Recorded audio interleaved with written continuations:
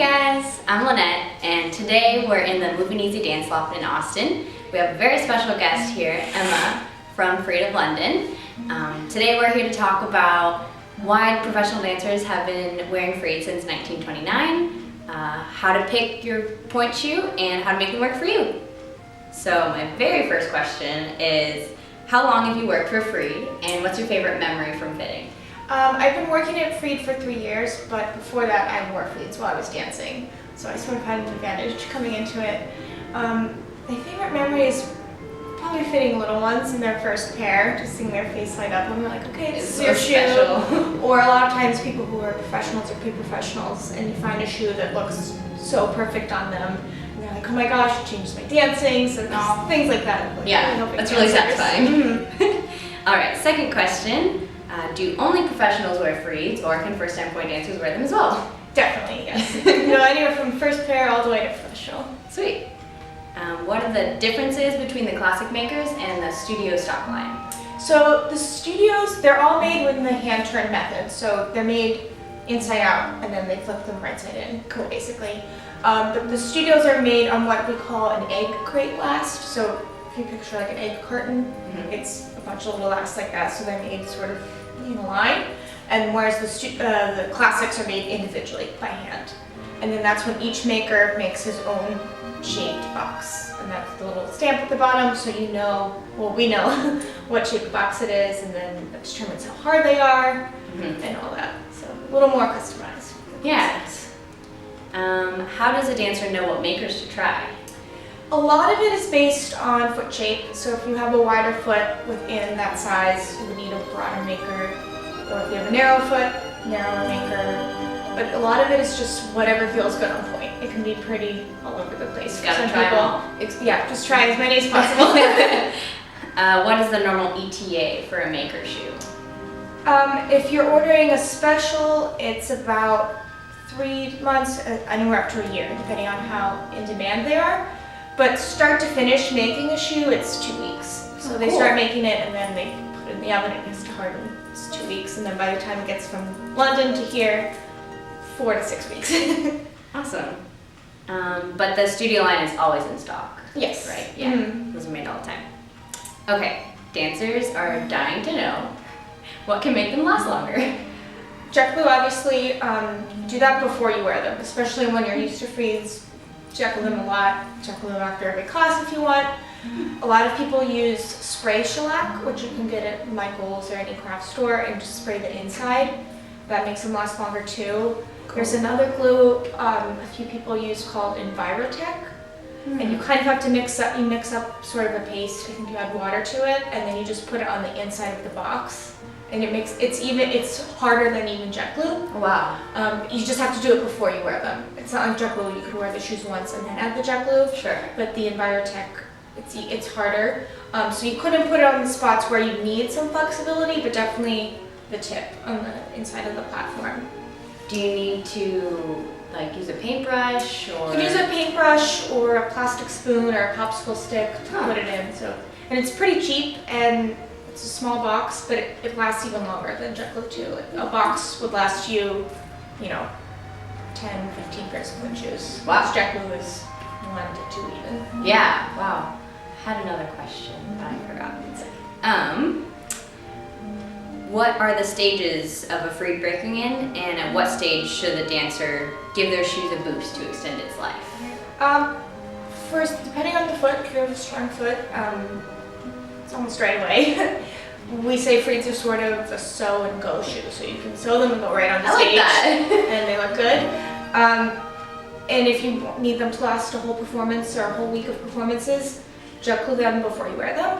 Or if you want to kind of mold your foot a little bit more, maybe do just bar or do a 1 point class and then jet glue them or whatever hardeners you use. I remember my question. Does the Envirotech box break down similar to if nothing was in there?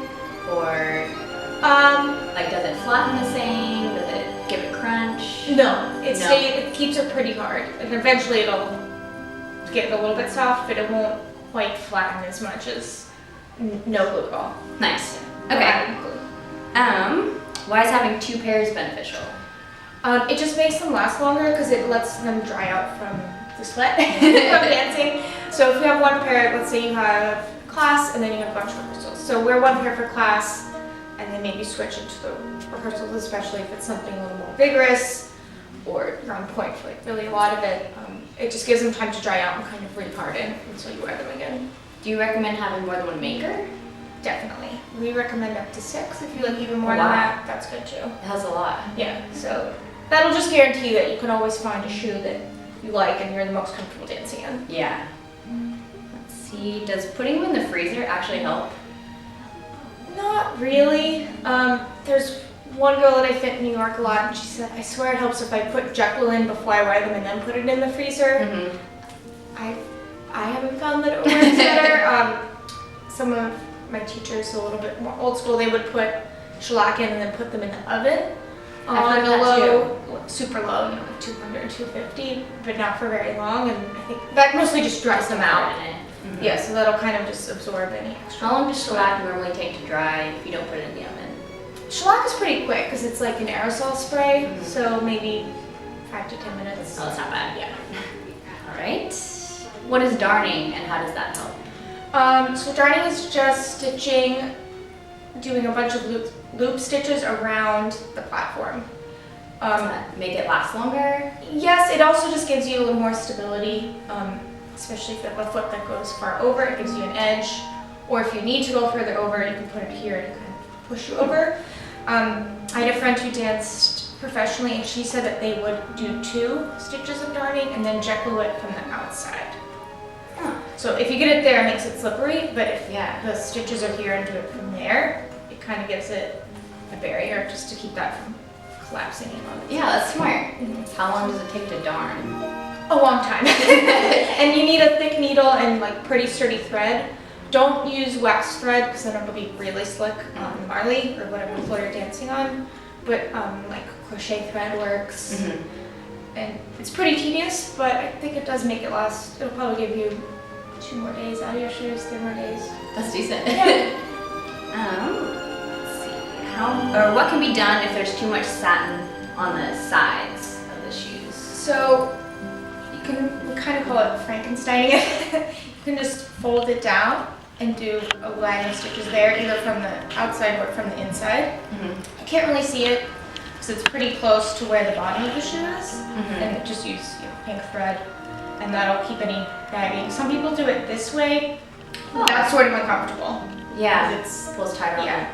But this way, especially if you do it on both sides, it'll just cut down on any gapping. And then if you sew it down, some people just sew it right here. If you sew the elastic down a little bit lower, it'll just keep it higher on your heel. Okay. How can dancers sew their elastics to help with twisting? So usually if it's twisting, it's just because they have a natural wing to their foot, or the front part of their foot, their metatarsals are so much wider than their heel that it just, kind of swallows the shoe. Doesn't sit right. So if it's twisting this way, crisscross the elastics, that'll help. And whatever way it's twisting, sew that one elastic down further. So it'll pull it further. Like further in right. the shoe? So cool. Put one side further down than the other. So it'll really pull it straight onto the foot. Nice. It's hard to demonstrate with the foot. Last question, what are other customizations that you've seen? People cut the shank. Some people add more nails to the shank if they need it harder. Where would they put the nails? Some people add more here, like a little half circle of nails here, just to keep wow. that in place. I've seen people do kind of like a square of extra nails there if they need the support there. I've seen people add other things to the shank. I wouldn't really recommend that because it can sort of compromise the shoe. I've also seen people unstitch this, cut it, put an elastic in, and then stitch it again. Wow. And then that's also not good because it'll make some of the stitching comes apart. Yeah. And then it starts to fray. Where do they put the elastic? They cut the whole binding off and then put a drawstring elastic in. Oh, okay, I see. But some people also can, add to that. None of us can do that. You can. Good for you. It's really hard to do. That's some skill. Yeah. Well, thank you for talking with us today. Thank you. Yeah.